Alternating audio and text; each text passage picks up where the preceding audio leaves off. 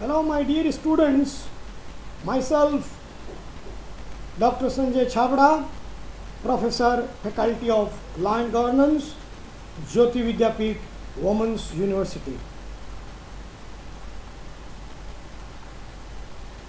This session is related to functional accounting for BCom LLB 6th semester, Unit 3, and in Unit 3, last part is about accounting, introduction to accounting. My dear students, from first semester to sixth semester, even in higher secondary level we have read accounting, and now we have read so many chapters, so many advanced accounting part.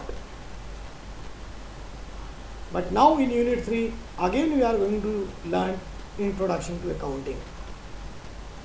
So you must be surprised that sir has already skipped Unit 2 and many important part of Unit 3. Then why sir has come to Unit 3, that is introduction to accounting? Because introduction to accounting is the basic. As an accounting man, first we must know the beginning of accounting, the basics of accounting. We know what is accounting. In real sense, we will say then accounting means what accountant does. Accounting is what accountant does. So accounting is to record, to classify, and to summarize the transaction. So accounting is recording of transactions in proper books of accounts. It is an art of recording transactions in proper books of accounts in a scientific manner. Accounting is very important. It is both art as well as science, because just like to draw some diagrams or making some paintings, we need some sketch. So accounting is also based on some sketch, some guidelines. And science means experiment. Everyday businessman is writing his accounts. At the end of the year, he used to calculate his profit or loss, and next year he tries to increase his profit or loss, or he thinks to expand his business. That is, it's based on experiments.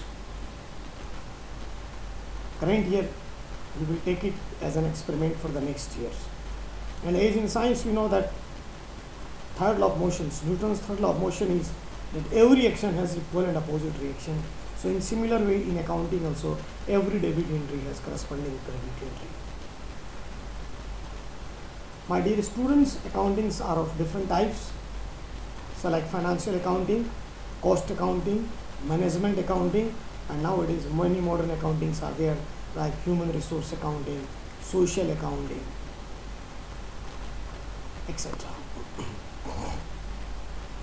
Now, accounting which deals with ascertainment of profit or loss or preparation of balance sheet to know the financial position of a concern is financial accounting.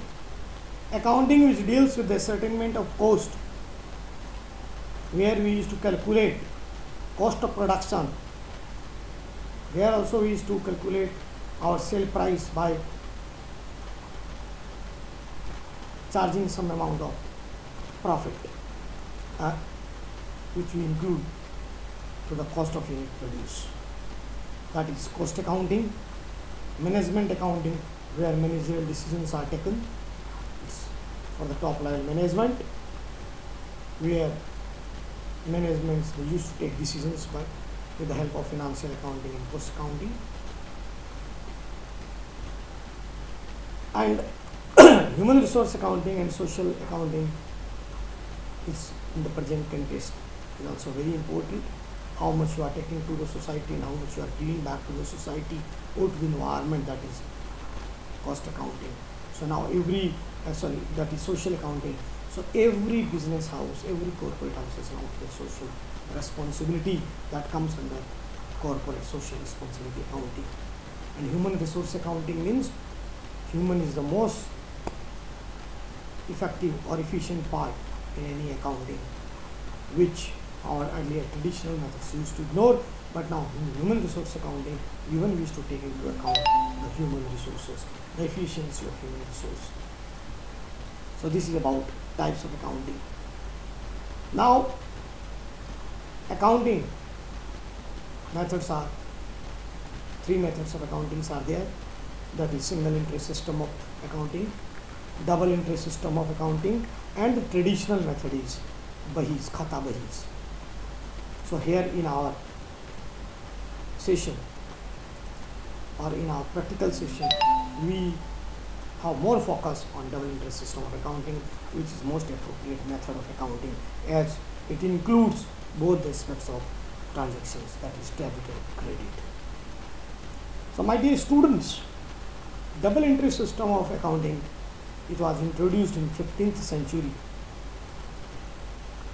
If I'm not wrong, I think it's in 1494 by Mr.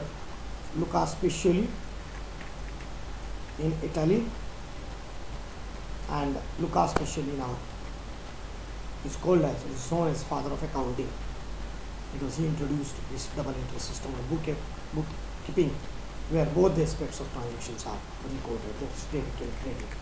Now what is debit and credit? So what is the rule of debit and credit? So accounting is writing of transactions, recording of transactions in books of accounts. So how to record transactions in books of accounts? So for that, you must understand this thing, that in every transactions there will be two or more than two accounts. Now what are that accounts? Accounts are classified into two, that is personal account and impersonal account.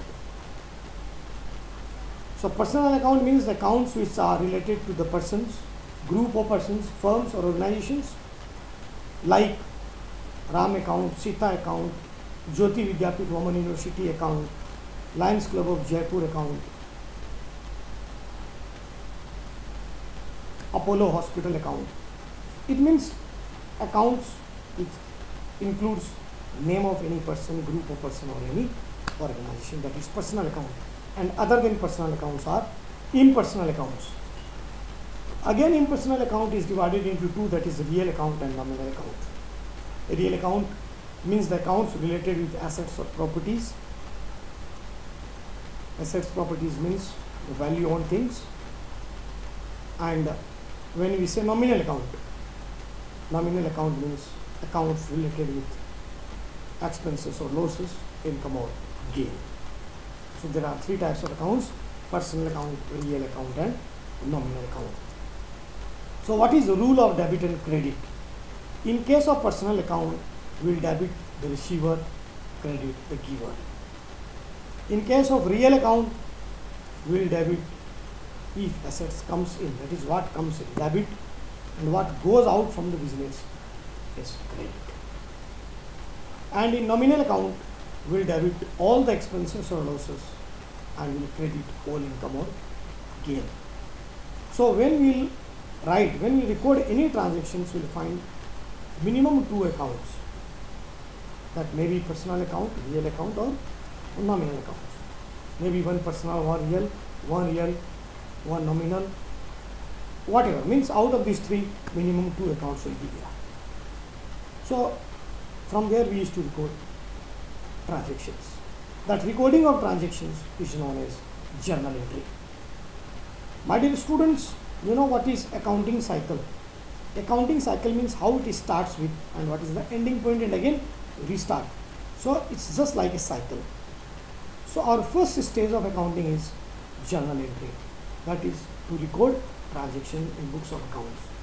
Second stage after writing journal entry is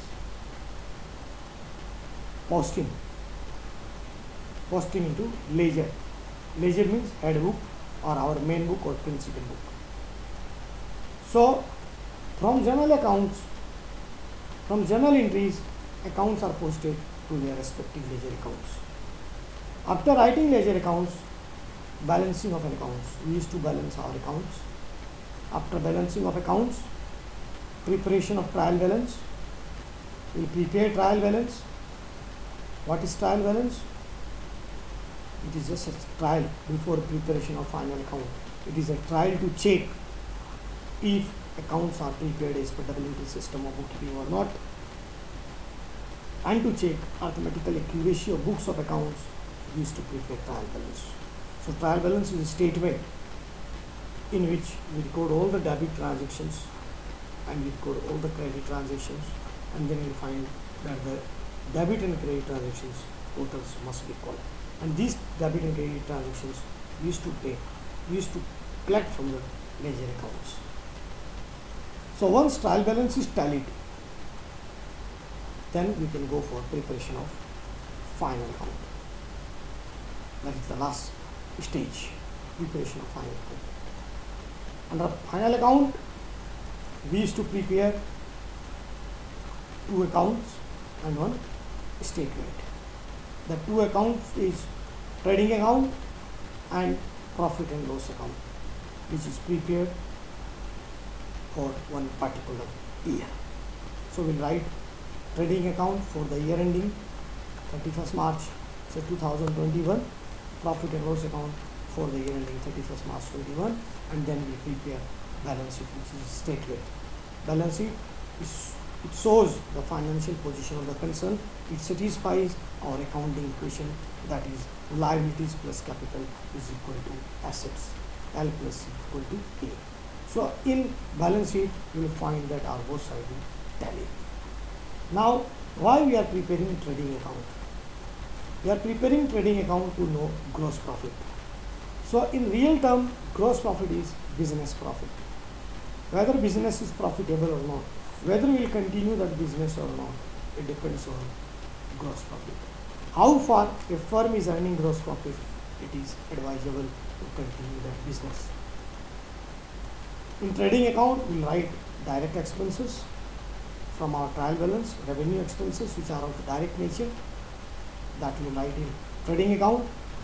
Profit and loss account, we used to prepare to know our net profit or net loss of a business.